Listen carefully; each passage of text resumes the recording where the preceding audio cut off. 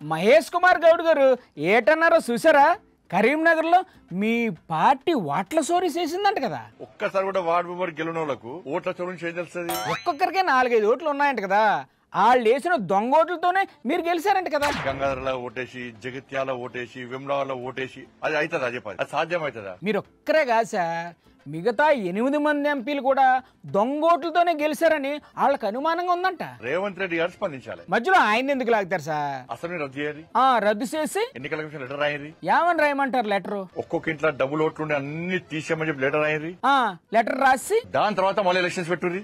Elections పెట్టి మళ్ళా Congress party అధికారంలోకి వస్తే రాజకీయ సన్యాసం తీసుకుంటారు. అవన్నీ అయ్యే పనులు కాదు సార్. ముందు మహేష్ కుమార్ గౌడ్ గారు మీ మీద చేస్తున్న ఆరోపణలకు సూటిగా సమాధానం చెప్పండి. కరీంనగర్ ప్రజలు ఆయన గుర్తుపడతారా? ఎందుకు గుర్తుపట్టరు సార్? ఏ తనుకుంటున్నారు మీరు? అసలు పిసిసి ప్రెసిడెంట్ అంటే ఆయన ఏం మాడుతున్నారు ఆయనకు అర్థం. కరీంనగర్ దొంగోట్ల గురించి మాట్లాడుతున్నారు సార్. ఇందులో అర్థం కాకపోవడానికి ఏంటి ఉంది? ఇప్పుడు నమ్ముతాడు అన్న ఇది? దేవుడు పేరు చెప్పి ఓట్లు అడుగుతున్నారంట కదా మీరు. మీ బతికేంది? ఏటో మీరే చెప్పండి. మీ బతికేది బిచ్చ బతుకు మీది. మీరే ఓట్ల బిచ్చగాళ్ళు అని అన్నారు సార్ ఇందాక ఆయన. బిచ్చపోలు మీరా మేమా? ఏమో సార్ మాకు తెలదు, మీరే తేల్చుకోవాలి. ఏం తెలుసా మీకు? పాత్ర కొడుకులు మీరు. అమ్మో సార్, తమరు మళ్ళీ ఎక్కడికో వెళ్ళిపోతున్నారు. ఇంకా సారీ సార్, మళ్ళీ కలుద్దాం.